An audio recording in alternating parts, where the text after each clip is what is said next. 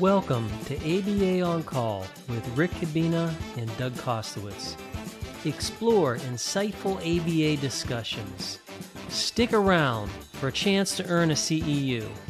Listen for 3 secret words, note them, and claim your CEU after the show. Hello, everyone. Welcome to ABA On Call. Doug, I sometimes feel like a broken record saying we have another fabulous episode, we have a fabulous guest, but I speak the truth here. You always speak the truth. And yes, we are very excited for this episode. We have on this episode an interview with a longtime friend, longtime colleague, Kathy Fox, who is the principal of Morningside Academy. Kathy, I want to start off by many people know about Morningside, but not everyone does. And I'd like to ask you to begin with, could you tell us about Morningside Academy and what you do there as principal? Sure. So Morningside is a small nonprofit private school in Seattle, Washington. We have about 85 kids every year. It's a lab school, so we're constantly trying out researching best practices, trying things to see what works and what doesn't work in hopes of sharing that with the world. But at the heart of it, it is just a small functioning school where kids come because they're behind in some way. They might be behind academically, they might be behind in learning skills, or maybe both. They come here to catch up and get ahead. That's kind of the tagline. And it's a fully functioning school while still doing that lab schoolwork in the background. In addition to that, we also have Morningside Teachers Academy, which I think maybe some people don't know as much about. And that is a division of what we do where we go out and help other people implement the model that we implement here at this tiny little school, usually on different scales and usually much bigger operations than what we're doing here. What a humble description of an awesome place. True. Wow. I was like that. I felt like I was reading Wikipedia a little bit there. So this is an awesome place and we should be excited about it. But so, you know, I'm excited about it. I know you are, but you were sticking to the, okay, I'm just going to describe it, but definitely a humble description. So can you tell us a little bit about some of the challenges you experience? Because I know that you have some awesome outcomes, but what are some of the challenges? Yeah, so I think anytime you have a group of kids who come to the school and they are behind for some reason, oftentimes I think one of the biggest challenges we get is just kids who have had such a bad experience in school that it becomes an immersive experience for them. They're sad about going to school. They oftentimes will say things just like, I think, oh, I'm dumb, I can't read yet. And so they really have a negative experience. And oftentimes at a really young age, just this week, I had a 7-year-old say, I'm dumb, I can't do that. And I thought, oh my gosh, it's heartbreaking. So I think that's really the biggest challenge is that in addition to helping kids catch up and get ahead, I also really care about reshaping their school experience and making sure that learning becomes something that is fun for them, that has, that they're motivated to do, that has a purpose for them. And I think that can be really hard when kids have had really bad experiences in school. So we spend a lot of time building relationships, helping them see that learning is fun, making the classroom environment fun so that they can learn to enjoy learning and really embrace it. So I think that's one of the bigger challenges. Another challenge that happens at a small private school like this is we are in the city. We're in Seattle. We're a very small school in a really bustling neighborhood, and people come from all over the Seattle area to this school. So one of the challenges is building a school community with people who live so far away from each other. You know, this isn't like your neighborhood school, it's not like a public school where your kids are maybe walking down the street, although we do have a couple of kids who can walk, they live close by. But I think building that community and really supporting kids when they are oftentimes coming far from home and really facing like commute challenges and stuff like that to get here can be just an extra added layer. Yeah. I remember reading, it was either a book chapter or an article where, the founder, Ken Johnson, wrote a description of what the Morningside model actually is. And I don't even know how many elements there were in it. It's elements of direct instruction, mathematics, precision teaching, behavior analysis, all these other things that I couldn't even do it justice. So what is it like? And this is building on Doug's challenge question. You said it too. This is a lab school, so that means that you have all of these elements going into this model, but it's never static. It's always changing. You're reacting to the data. So how do you get teachers and the staff running on this from year to year? I mean, I would think that's a pretty big challenge. Yeah, it is. I think one thing that helps a lot is our history, having so many years of really exciting growth. We can show that we demonstrate the data that come out of Morningside are amazing. It's really, really cool to look at. So that always inspires people. And I think a second, a quick second to that is that we're all really excited about it. If you've ever met Kent, he is so excited about it. I know he played such a huge part in inspiring me to do this work. And he talks about it in a way that I think gets people on board.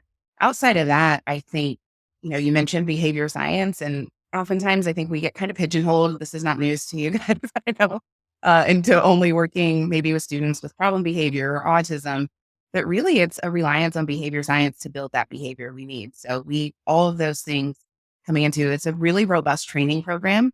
All of our faculty go through the Morningside Summer Institute, which happens every July here in Seattle while we're in summer school. People from all over the world come to do this training, but also any new faculty we have are going through this training. So they do that exact same training and really get to experience what it's like to come and learn the model before they implement it. It's a big commitment. It's 3 full weeks, really intense training with Kent and Drew Bola, you guys probably know as well. And Andrew Kita, our executive director, really, it's 8 to 5 every day. They're in lectures, they're in the classrooms, and they learn it with everyone else. So it's a really robust training program. And then after that, we follow coaching. So we have so much coaching that goes on here and support for new staff. It's a huge part of my job, not just new staff, really all staff, but making sure that we have systems in place, support in place to really help them implement it is just a huge part of what we do. Because if you read anything, we do have we call it the purple book, the big MMGI book that Kent wrote, and you can reference it all day long, but you need support. Really, we need to have systems in place to help them. So Andrew and I are in and out of classrooms all day, every day, helping coach teachers. And we can do that because it's a small school. I think that was one of the best things Kent did, was keep it small so that we can implement these things really well. If I could plug your Teachers Academy, I will do it right here. I happen to be an alum, 1997. Now I'm dating myself here. Back then it was 6 weeks, and there were 2 tracks. There was the teaching track and the instructional design track. I did the instructional design track, and it was transformative. Maybe just real quickly, to our audience, tell us about that Teachers Academy. Who can attend? Does it cost money? And maybe talk a little bit more about that. So anybody can attend. I think we get a good mix of teachers and behavior analysts. So you come for 3 weeks in July if you're a grad student. There is a 2-week track too if you're kind of a working professional who can't swing 3 weeks. Oftentimes that is the case. So you can come for 2 or 3 weeks. There are scholarships available for graduate students, so that's really nice. We open those up, and we'll post all of that on our social media when that opens up. Anyone can come and do it.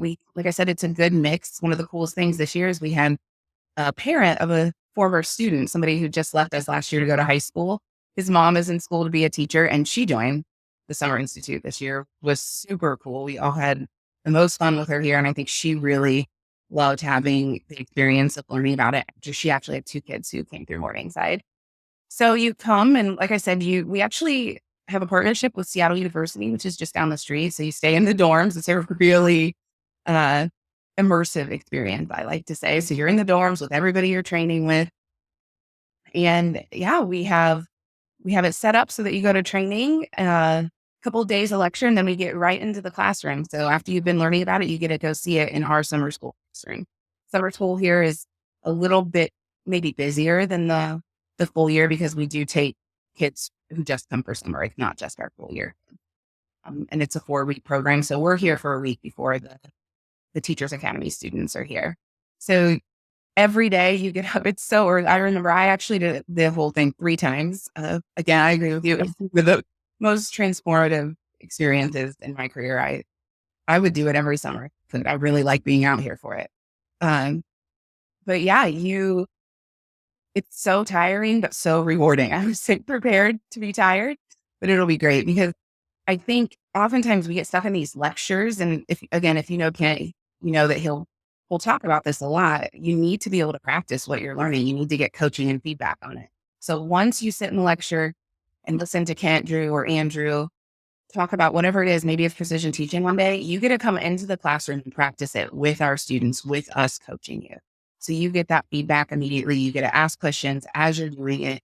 And I think it really makes for a learning experience that sticks. I know, like I said, I would have come every summer if my boss would have paid for it.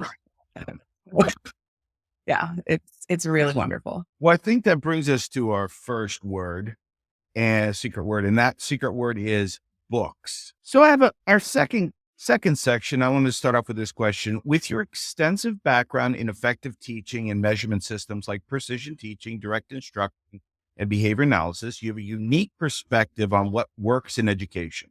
Since taking on this role of principal, what new insights have you gained, or what have surprised you most about student learning at Morningside?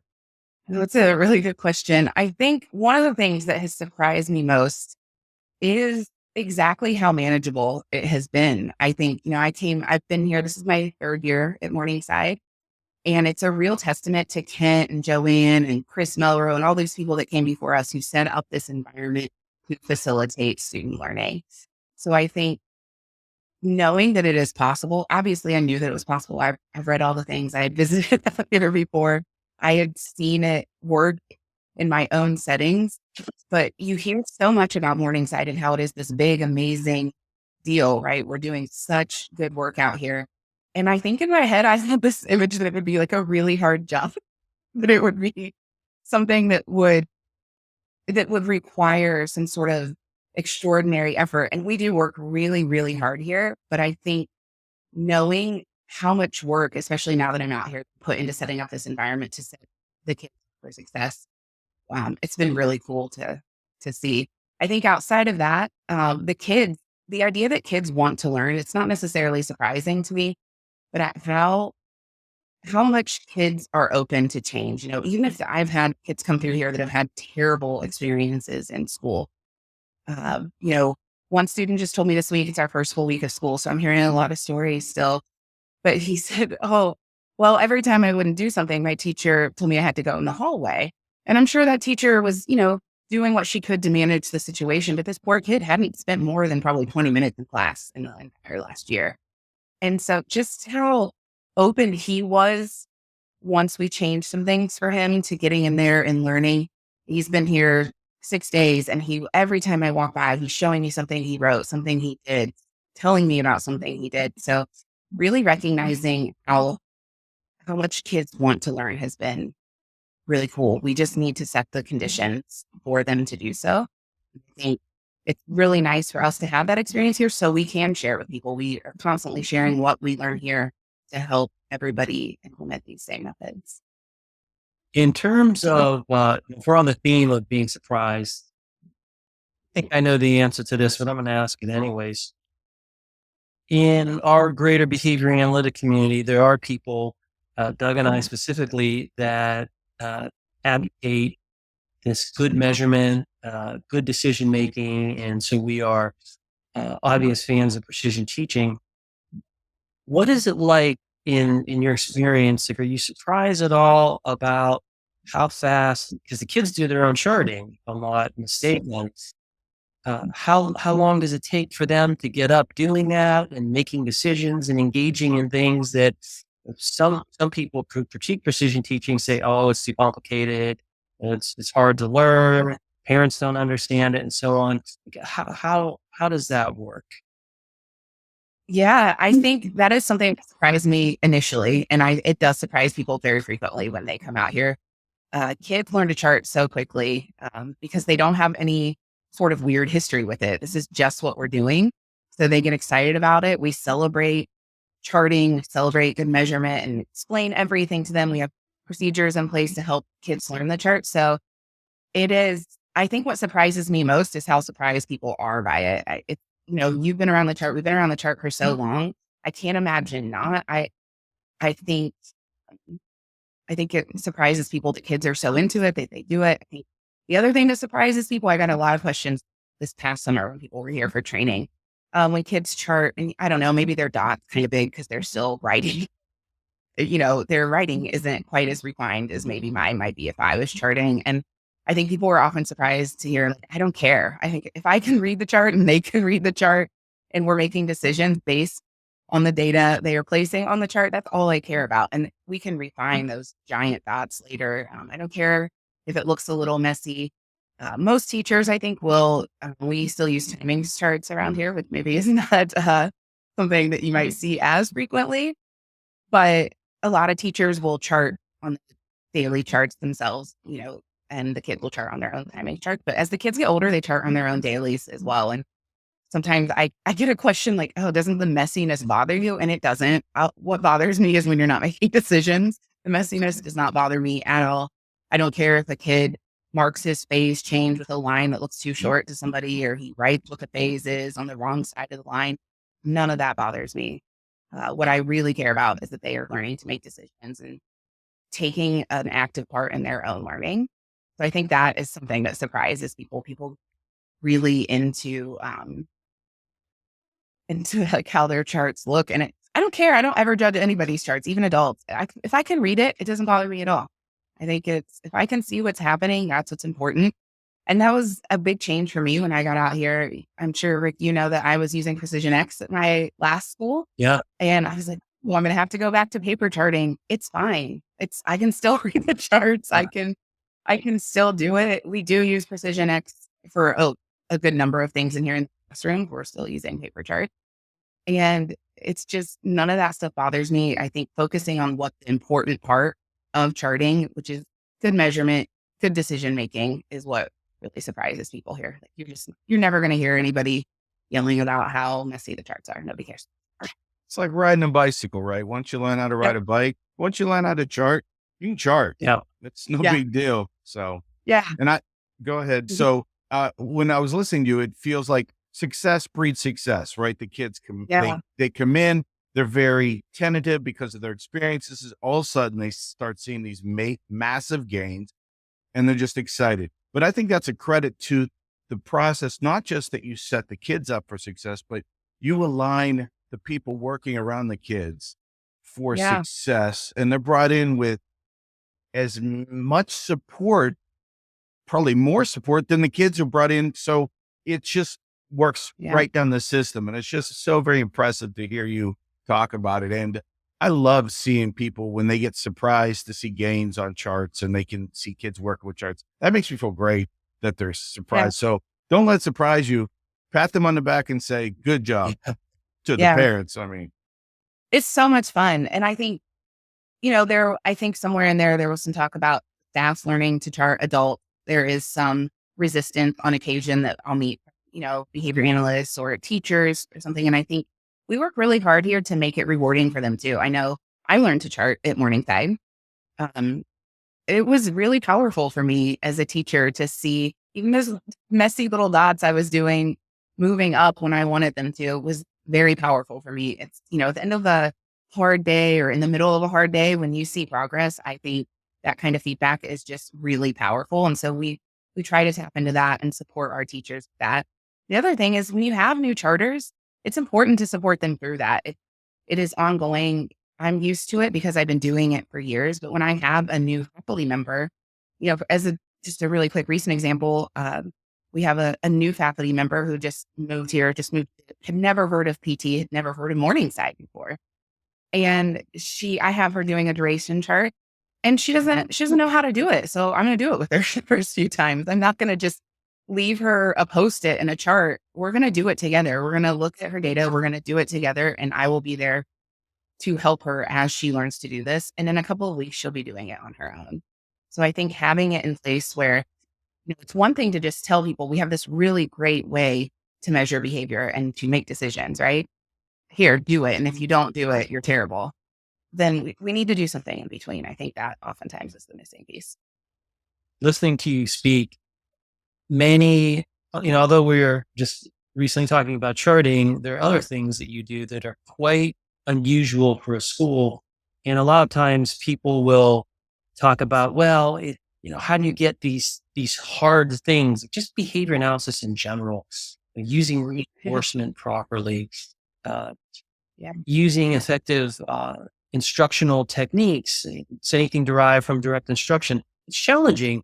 And people will often say, well, you need a culture. What do you think about that? Like, how do you get people doing all of these things? Is it the culture? And I'll put that in air quotes. Yeah. It's interesting because I find myself talking that way sometimes too. I think, we all read the books. I listen to all the podcasts about culture, and I do care about what the culture is around here. I want it to be a happy place where everybody is learning and supporting each other and focusing on the students making gains.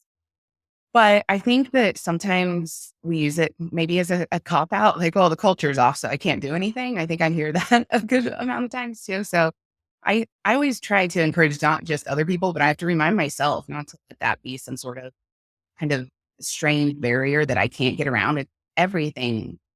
We can change behavior. We know what to do. We know what kind of work to put in.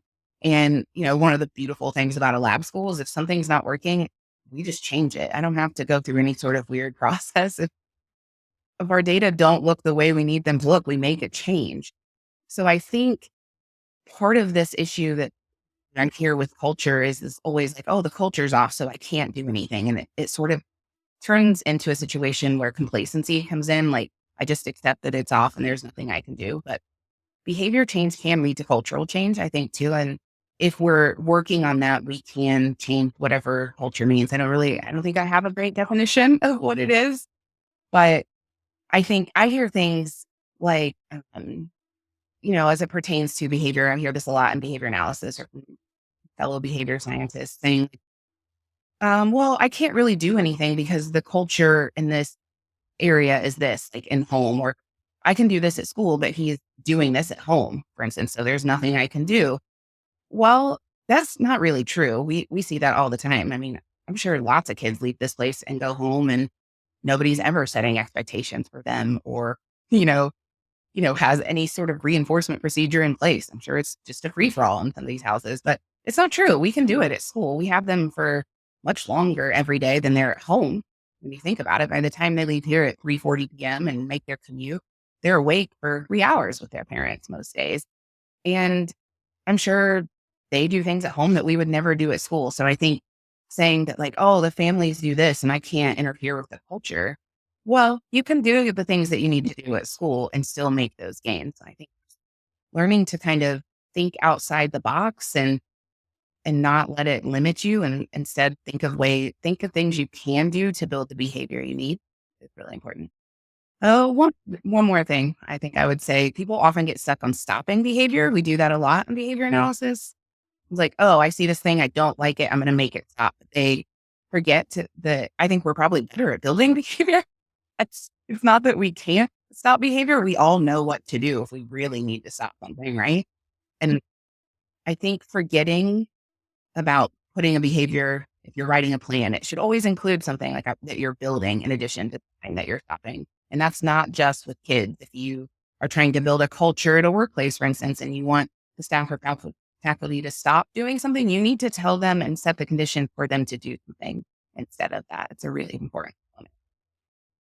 Well, that brings us to our second word, and that word is school. And I think those last two topics really play into our last question, and I think we can expand on that. But so, because our audience mostly consists of behavior analysts that aren't working in schools, and you were hitting on some of the aspects of, don't use culture as an excuse, and you should always be identifying a behavior to build. If you're identifying something to reduce, et cetera, to replace it, reminding us that what are some key lessons or strategies in addition or expanding on those that you can convey to behavior analysts about what goes on in schools? Yeah, I think it's really important to make sure that you have a whole system. If you're going into a place, and I know there are a variety of situations that might um, cause a behavior analyst to be called in, I think really insisting on when you go, if you're called in to go somewhere to help with some sort of behavior change, insisting on things like, I'm not just here to stop behavior, I'm here to build behavior. Right. Changing that expectation from the beginning is really important. And the other thing that I know I personally do when I'm working with Morningside Teachers Academy on sites is insisting on some sort of coaching and support model. So if I show up just to stand in front of you and do a training for 3 hours a day for 5 days, and then I leave and don't come back for 4 months, that's where things going to happen. People need to be supported in the interim. So figuring out a way to build support for whoever you're working with so that they can implement this change is really important.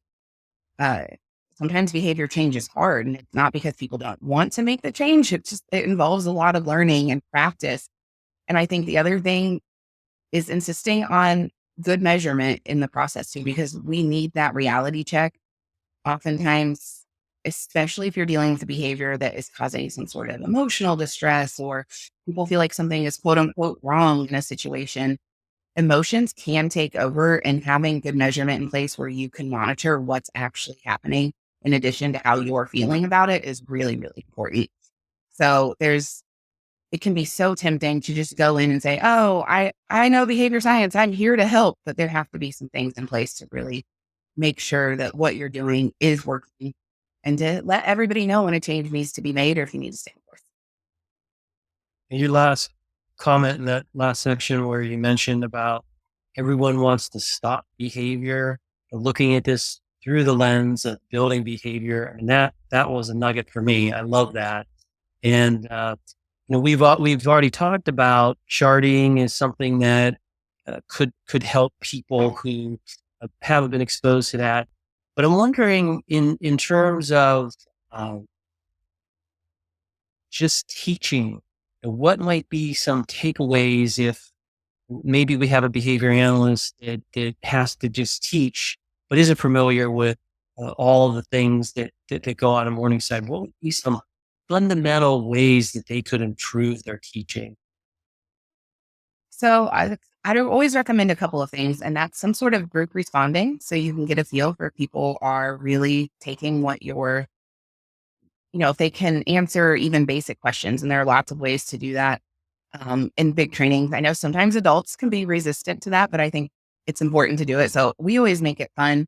I oftentimes in training Jason Guild, who I think you both know, and he usually comes prepared. He has some sort of way, some sort of call and response, or maybe he'll have people write things down. And then he also brings out Buckeyes. We are Buckeyes. Like I know both of you are familiar with how intense that can get. And he'll throw out Buckeye candy as the little reward. So he makes it really fun. I recommend doing some of that.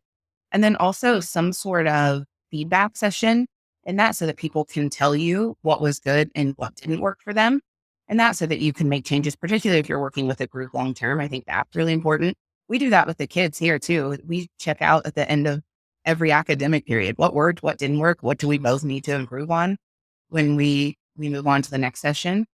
I think it would be great if we had more scripted things for adults. That makes instruction a little bit easier for all involved. And then the other thing is just old school guided notes. I really like those when I go to a lecture in some way. I feel like people don't use those very much, but it's a good way to keep everybody involved and engaged. And anything that you would use with a student is perfectly reasonable to use with adults who need to learn too. If I show up at a lecture and somebody has prepared guided notes, they're already one of my favorite people in the world. I know it's a lot of effort, but it helps people. You need to keep them engaged. So, Kathy, are you an OSU alum? I can't recall. Man. So that means all of us are OSU alums. It just dawned on me. Yeah. Guided notes certainly is in our DNA. It's amazing. And this is probably true for everyone in our audience. You go through grad school and you learn just all of these amazing techniques that our field in behavior analysis has created. And I mean, sure, you learn about learning like behavior change. You learn about prompting. You learn about generally. There's just so much to do, but yet it translates and it can be used, and it is used very effectively. And that's always, wonderful to hear when you have colleagues that live this and also do this. And I certainly can get on board with the whole guided notes thing. And when I started off being a professor coming from Ohio State, that's exactly what I did. Of course, I kind of moved away from it and the whole PowerPoint thing and didn't use them as much, but yeah, thumbs up to the guided notes. And you're getting responses from people while you're teaching them, and keeping it as an active lesson is the way to do it. Again, I think sometimes a long time ago, somebody was like, "Oh, are you saying I should treat them like children?" And I was like, "No, we're all just human. We should care about people learning." And so I try to kind of push back on that narrative that this is for kids. We should care about learning, and doing it the best way we can is the compassionate and nice thing to do if we're trying to build behavior. I think that brings us to our final word, Rick. And that word is Halloween. Hey, that's always a great word. I will admit that my granddaughter, somehow, she's 3 years old. She has become obsessed with Halloween. Forget Christmas, forget everything else. Halloween is the best holiday of the year. So great word there. Stones, lots of candy. Yeah, exactly. Yeah. Well, Kathy, thank you so much for your time. This has been a wonderful interview. We appreciate you sharing wisdom with us. And we thank all of you for joining us today on ABA On Call. Thanks for watching this episode of ABA On Call. To get your CEU, follow the link and instructions below the video. You can enjoy the program again there, or you can go straight to the attendance verification quiz. Just enter the secret words and pay the CEU fee to generate your certificate.